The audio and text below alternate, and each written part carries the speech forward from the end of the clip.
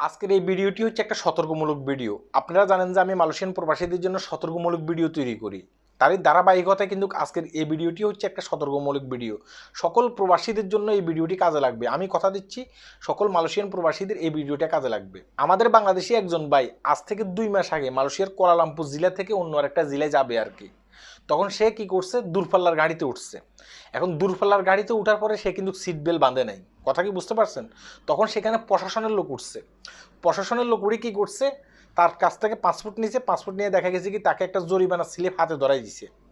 বলতেছে এটা হচ্ছে তোমার জরিমানার স্লিপ, তুমি এটা জরিমানা দিবা। সে কিন্তু অনেক কাকুতি মিনতি করছে আর কি, তাকে যেন এই জরিমানার স্লিপটা না দেওয়া হয়, তার যেন ফাইন না করা হয়। কিন্তু তারা কি করছে, তার ফাইন করছে, তাকে একটা জরিমানার স্লিপ হাতে ধরাই দিছে। সে কিন্তু অবহেলা করে করে সেই টাকাটা কোথাও জমা দিতে পারে নাই, কাউকে জিজ্ঞাসাও করে নাই যে এই টাকাটা আমি কোথায় জমা দেবো। আজকে যখন তার সাথে আমার দেখা হয়েছে, সে আমাকে বলতেছে যে ভাই দেখেন, আজ থেকে 2 মাস আগে আমাকে একটা জরিমানার রিসিট দিচ্ছে, ঠিক এভাবে আমি গাড়ি করে এক জায়গায় থেকে অন্য জায়গায় যাচ্ছি, আমি সিট বেল্ট বাঁধিনি এই কারণে। এই টাকাটা আমি কোথায় জমা দেবো, একটু মানে আমাকে একটু বলেন তো। তখন তার রিসিটটা আমি হাতে নিয়ে দেখলাম যে তার রিসিটের মেয়াদ শেষ হয়ে গেছে ভাই। কথা কি বুঝতে পারছেন? মানে একটা লাস্ট ডেট থাকে না, সে ডেটের মেয়াদ পর্যন্ত শেষ হয়ে গেছে, সে টাকা কোথাও জমা দেয় নাই। একদিক দিয়ে সে অবহেলা করছে, অন্য দিক দিয়ে সেই ওই মানে কোথায় জমা দিবে সেটা কিন্তু সে জানতো না।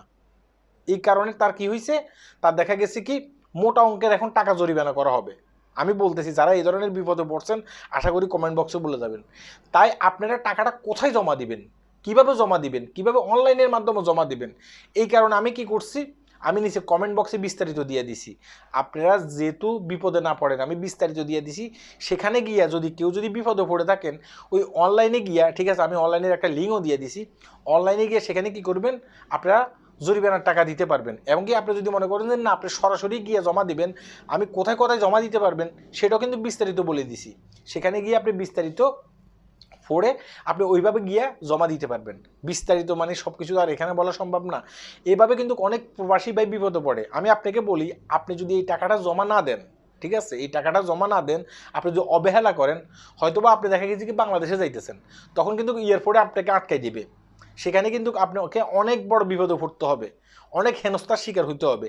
কারণ দেখা গেছে কি আপনি দীর্ঘদিন পর্যন্ত এই টাকা জমা দেন নাই, এই টাকাটা বেড়ে বেড়ে বেড়ে বেড়ে 2 গুণ থেকে 3 গুণ হয়ে যেতে পারে অনেক ক্ষেত্রে। তাই এইসব টাকাগুলোকে নিয়ে অবহেলা করবেন না। আর সাবধানে রোড মানে পার হবেন। যদি গাড়িতে উঠেন সেখানে সিট বেল্ট বাঁধবেন।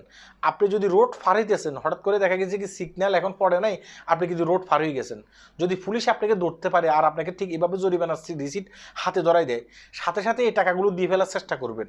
এই টাকাগুলো দেবেন না, আপনি বিপদে পড়ে যাবেন। যেটা সত্য আমি সেটাই বলতেছি। যারা বিপদে পড়ছে তাদের সাথে একটু যোগাযোগ করেন, তখন আপনি বুঝতে পারবেন। তাই বলতেছি যে কমেন্ট বক্সে আমি বিস্তারিত সব কিছু লিখে দিছি, সেখানে গিয়ে আপনারা পড়ে শুনে সুন্দরভাবে টাকাগুলো জমা দিয়ে দিতে পারবেন। আর কেউ যদি বিপদে না পড়েন, এগুলো পড়ে রেখেন, আপনাদের কাজে আসবে। আল্লাহ হাফেজ।